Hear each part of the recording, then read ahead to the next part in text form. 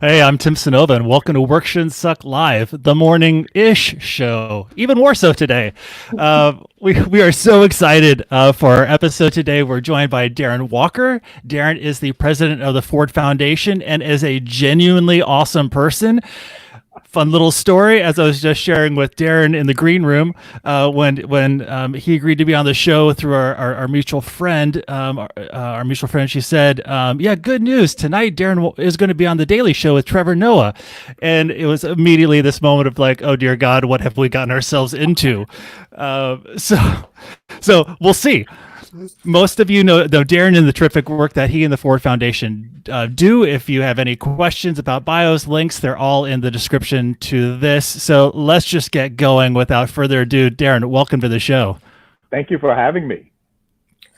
So Darren, the first question that we always ask our guests are, how are you and how's your community doing?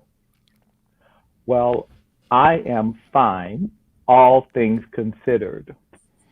When I'm asked that question, it has to be in consideration of all the things going on around me. I'm doing fine, but the world is not. And I recognize my privilege and the level of security I have, which insulates me in some ways from what everyday people have to deal with, which is how to make enough money to pay rent and have a decent livelihood so that you and your family can live with dignity. That today is a real challenge in this city and in this country as a result of this horrific pandemic that is wreaking havoc on the lives of the people who are always most vulnerable: Black folks, brown folks, queer folks, people who have been marginalized historically. And in this increasingly unequal world, the inequality that is revealed as a result of this calamity is, I think it brings into stark relief what we always know. And we know who is going to be harmed the most, what communities are going to be discriminated against the most. This is not a new phenomenon. It is a recurring nightmare for some folks. And so Darren Walker is doing fine, all things considered.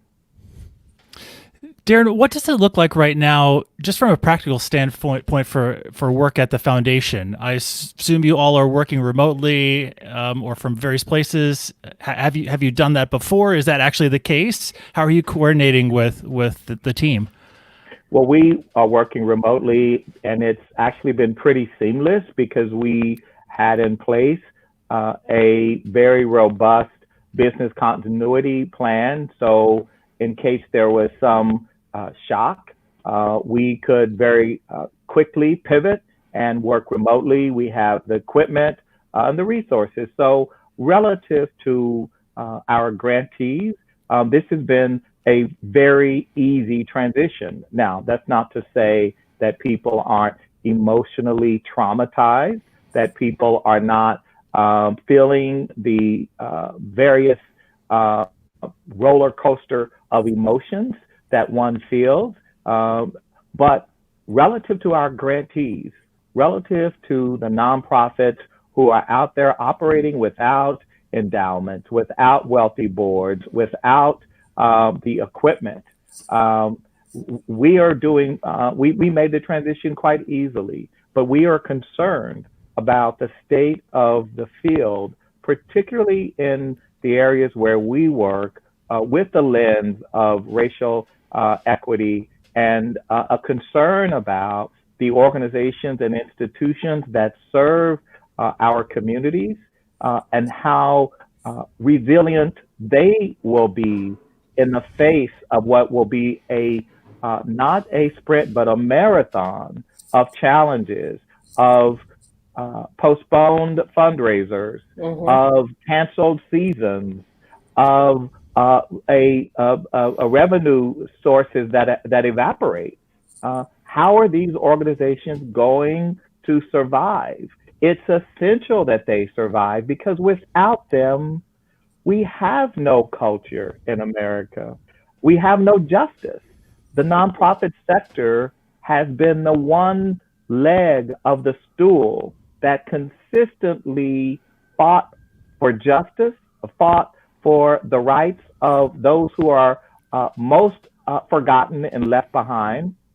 And in the arts, it is those organizations who have often provided the creativity, ingenuity, innovation that has made possible the larger American creative artistic experiment.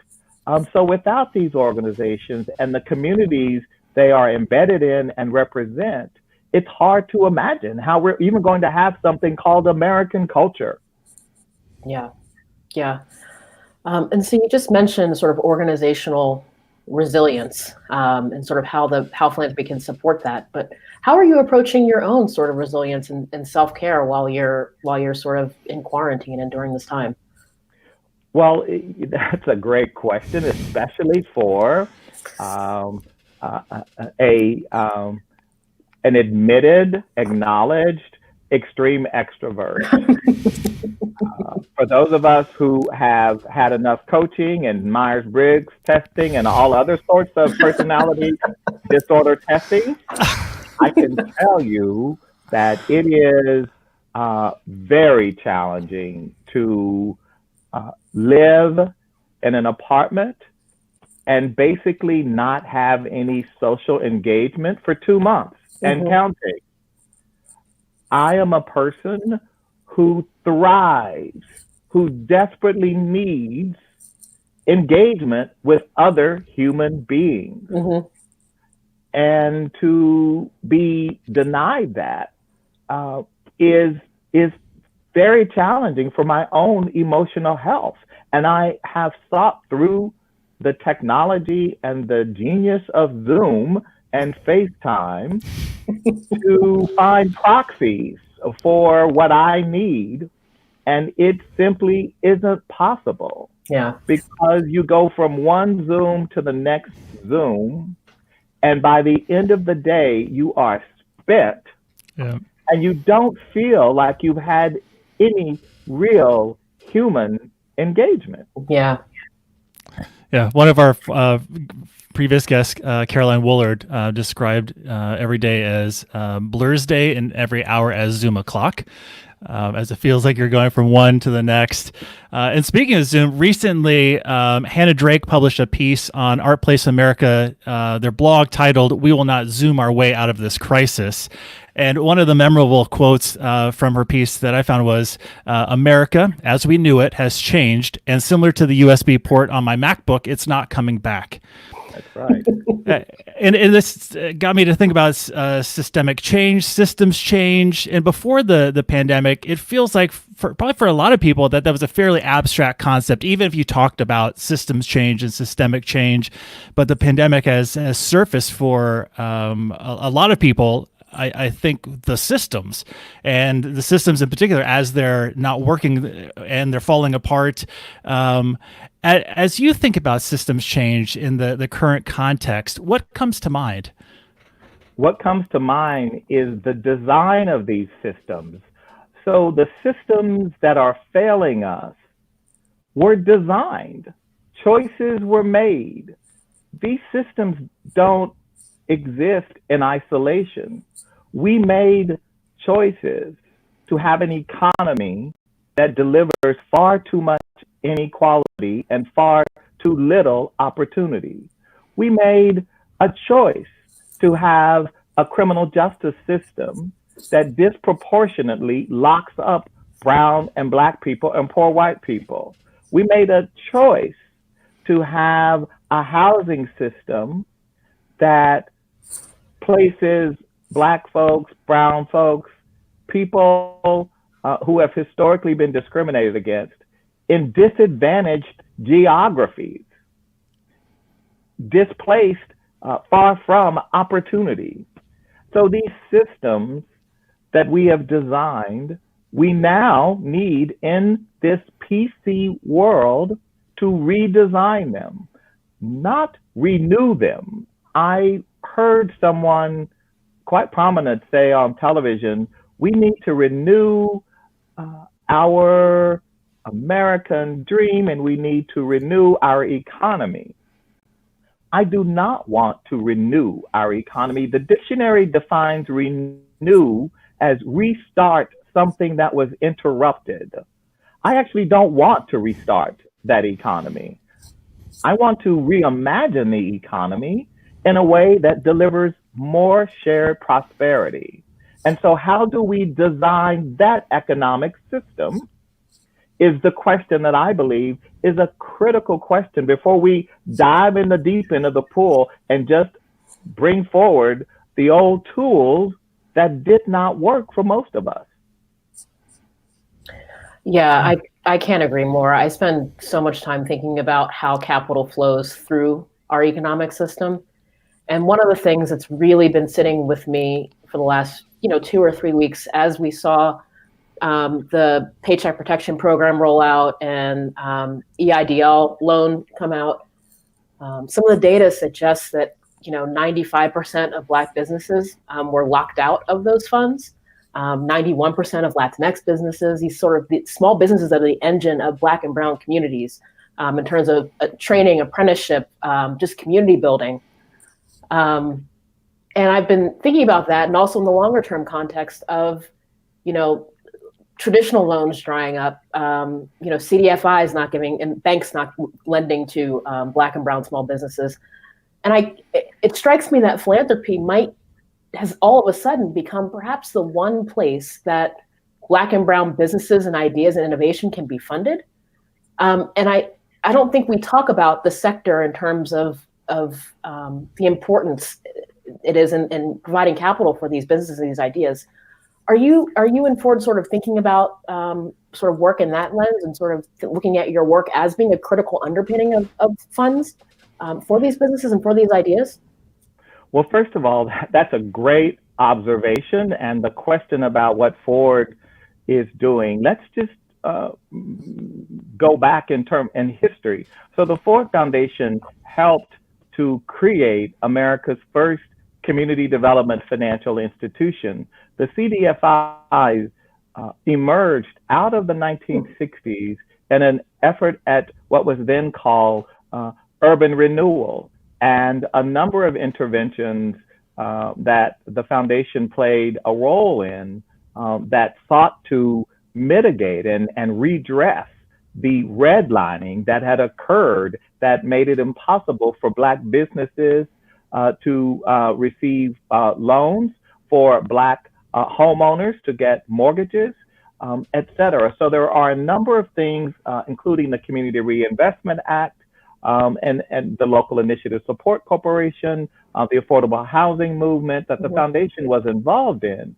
But what we have been stymied in is scaling these challenges, scaling these opportunities. And the challenge is that you fast forward, as you just were describing very well, what happened with the PPP program and the CARES Act vis-a-vis Black businesses. And of course, as you probably noticed in the most recent round of PPP, there was an acknowledgement that in the first round, Black businesses and CDFIs had been ignored. And so there was an effort that was driven in part by the Congressional Black Caucus, who heard from their constituencies what was actually going down in their communities. And they insisted that there be some recognition that this needed to be righted. And so there is now a recognition of that. Now, whether it will actually flow to our communities and our businesses remains to be seen. And this is why a number of us are funding accountability efforts to follow the money and to measure and assess and survey Black businesses to understand whether or not any of those funds are actually flowing into our communities. I think the foundations, you are right when you say philanthropy could. That's right. Philanthropy could do a whole lot of things. Will philanthropy do it? So you asked the right question.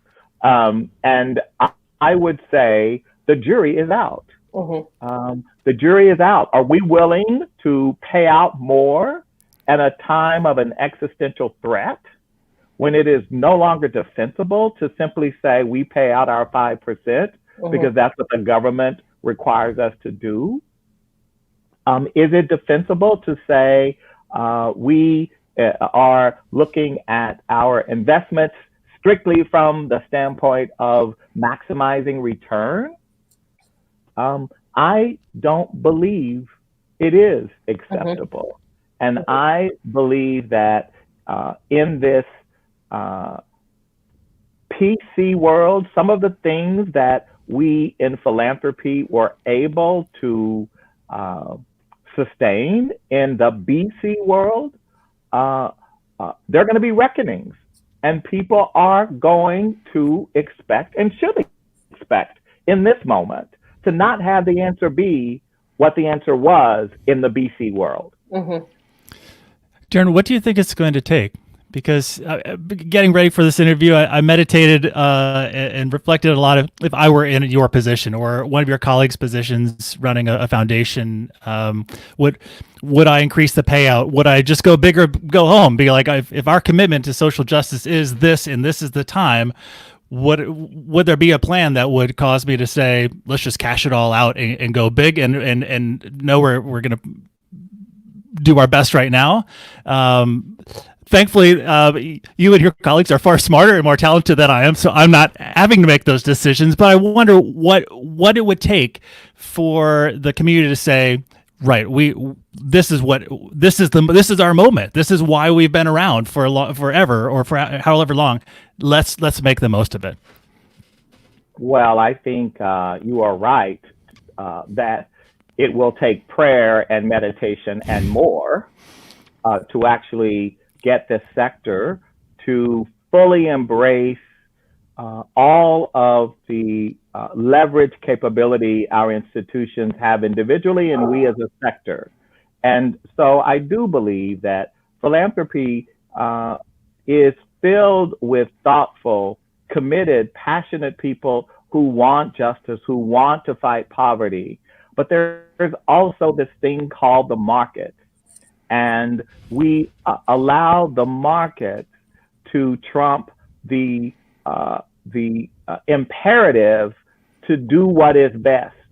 And so what I say to our fellow legacy foundations who, like the Ford Foundation, are charged with transitioning into the future and future generations and preserving the endowment, all of those very important fiduciary responsibilities, is that there may not be a future for our endowment. There may not be a future for this democracy if we let slip away from us the one opportunity we have to actually begin to get things right in this country and in the world. And so while I appreciate, as a former banker, the importance of fiduciary responsibility, I think that the Ford Foundation's endowment will be better served in the long run if we have a healthy, flourishing democracy.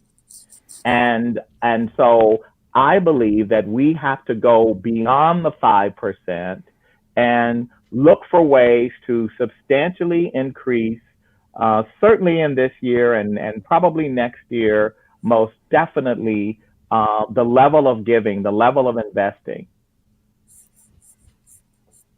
Great.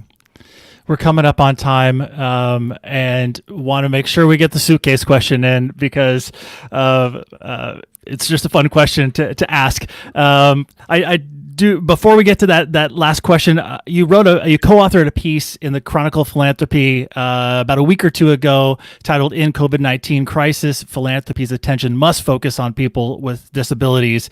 In previous episodes, we've had the amazing opportunity to chat with Dina Hagag at United States Artists and Silas Marcus Ware, and wanted to have an opportunity for you to maybe encapsulate or what resonates from you about this moment in time. And one of the things I think we're hearing is, how can this not just be a short-lived trend? Well, I think we have come to understand the long-standing prejudice, discrimination, and bias against people with disabilities, and the invisibility of them in our quote-unquote strategies. Our strategies that were designed to broaden the circle and bring more justice. And we forgot people with disabilities. That reflects our ableism. That reflects our bias. And we need to, we progressives, we foundation people need to own our culpability in marginalizing this critically important community. And even more important, if our missions are about justice or reducing poverty and inequality, how will we have more justice in this country if people with disabilities remain discriminated against in seeking employment, housing, the right to live independent, dignified lives? We've got to take on those causes and make sure we support them with the vigor that we support LGBTQ and African American and Latino and Native, etc. This community cannot be left behind. In fact, we can't have justice without this community being at the center of our work. And so for me, it's been liberating to be liberated from my own ignorance and my own sense of smugness that we progressives have about feeling that we know what's right and what's wrong. And right in front of us sits a community that defines and knows what it feels like to be left out and left behind. And they have been invisible to large foundations. And only recently have we large foundations come to understand how critical addressing the issues that affect people with disabilities is to our mission. Yeah. Great. Thank you for that. Yeah. I feel like I was in church for a second. I might have been like saying, "Oh," like a little too loudly. That's right. That's right. I need you exactly. Yeah. I need you to stand up and do a quick little circle. I had that moment. So I guess we should go to our last question. Yeah. I know we're at time. And what is the last question? I hear it's a famous one. The last question. It's getting famous. You know, both of our viewers, they're huge. So throughout your life, Darren, you've been carrying a figurative suitcase with you of behaviors, habits, things you really, really love. And the pandemic's maybe made us question all of these things. So my question is, what's one thing that you've been carrying around in your life suitcase for a long time that you're throwing out and you're never doing again? And what's one thing that you're putting in your suitcase, one behavior, habit, this thing that you've never really done before that you've started to do that you think you're going to carry with you for the long haul? I think the one thing that I'm going to leave behind is this notion of the critical importance of working in an office and the need to be face-to-face. I fought tooth and nail about telecommuting and working remotely because I said that we needed to build a community at Ford, and to build that community and culture, people had to see each other face-to-face every day in the office. I have been disabused of that ideology. Mhm. And so I now understand that we can have an organization where people work remotely some of the time, not all of the time, but that they can work remotely effectively. If there is something that I want to do that I don't do enough of, I think it is making sure that I own my right to be at the table. I have found that for my entire life, as a Black man, a queer man, a man with my economic origin, I have often felt humbled to be at the table, to be included. And I find that among a lot of people of color and women in rooms of power and influence, to be grateful to be in the room. And I now have come to understand that we're in the room for a reason. And that is not to be grateful. That is to make sure that we are speaking truth to power and that we are interrogating our own beliefs and our own biases and prejudices and ideologies that get in the way. And so I am going to hopefully be more assertive about being in the room and doing the work that I'm there to do. Mhm. Mhm. Amazing. Darren, it has been an absolute pleasure getting to spend time with you. Thanks for going long on this interview. It's been a true pleasure. Thank you so much. Thank you, guys. This was great fun for me. Let's do it again.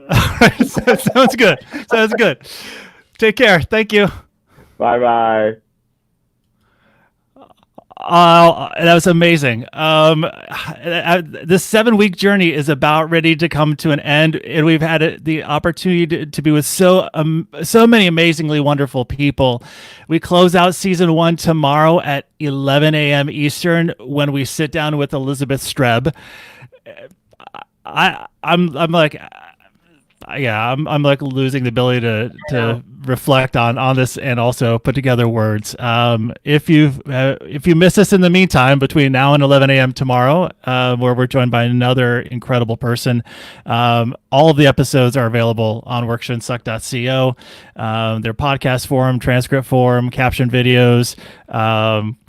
It's going to be sad to see this end. This has been sort of a fixture of our 7 weeks together, and I think Lauren, the two of us will probably have a recap episode where we think what has just happened, and then sit down with the transcripts to process some amazing interviews and just moments that we've been able to share. So like cliffhanger, we'll find out what happened to Lauren's basketball tomorrow. Did she get a new one over the weekend or not? So yeah, you'll have to sign on tomorrow at 11 a.m. Until then, thank you all so much for being with us.